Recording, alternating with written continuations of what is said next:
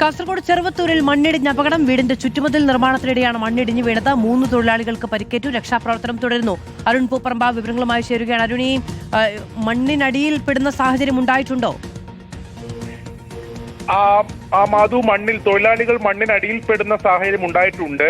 എന്നാൽ വലിയ അപകടത്തിലേക്ക് കാര്യങ്ങൾ പോയിട്ടില്ല. അവർ മണ്ണിനടിയിൽ പൂർണ്ണമായും അകപ്പെട്ടിട്ടില്ല എന്നാണ് നമുക്ക് മനസ്സിലാക്കാൻ കഴിയുന്നത്. അവരെ ഇപ്പോൾ രക്ഷപ്പെടുത്തുന്നതിന് വേണ്ടിയുള്ള ശ്രമമാണ് നടത്തിക്കൊണ്ടിരിക്കുന്നത്. അതായത് അവരെ പുറത്തെടുക്കുന്നതിന് വേണ്ടിയുള്ള ശ്രമമാണ് നടത്തിക്കൊണ്ടിരിക്കുന്നത്. ഇത് വീടിന്റെ ചുറ്റുമതിൽ നിർമ്മിക്കുകയായിരുന്നു. അതിനിടെയാണ് പെട്ടെന്ന് ഈ മതിൽ നിർമ്മിക്കുന്ന മതിൽ തന്നെ ഇടിഞ്ഞ് താഴേക്ക് വീണത്. ഈ തൊഴിലാളികൾ താഴെ നിന്ന് പണിയെടുക്കുകയായിരുന്നു. ആ സമയത്താണ് ഈ അപകടം ഉണ്ടായത്.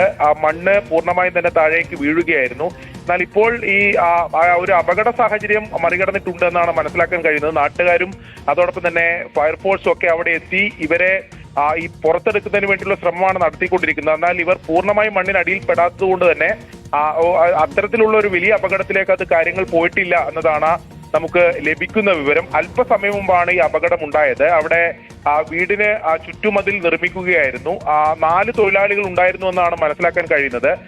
ഈ 3 തൊഴിലാളികൾ ഈ മതിലിന് താഴെ നിന്ന് പണിയെടുക്കുകയായിരുന്നു. മണ്ണ് ഉൾപ്പെടെയുള്ള കാര്യങ്ങൾ എടുക്കുന്നതിനിടെയാണ് പെട്ടെന്ന് ഈ അപകടം ഉണ്ടായത്. ഇന്നലെ മുതൽ അവിടെ ഇടവിട്ട് മഴ പെയ്തിരുന്നു. ആ മഴ കൂടി ഈ മതിൽ ഇടിഞ്ഞു വീഴാൻ കാരണമായി എന്നാണ് മനസ്സിലാക്കുന്നത്. എന്തായാലും ഈ അപകട സാഹചര്യം ഇല്ല എന്നാണ് ഇപ്പോൾ പ്രാദേശികമായി ലഭിക്കുന്ന വിവരം.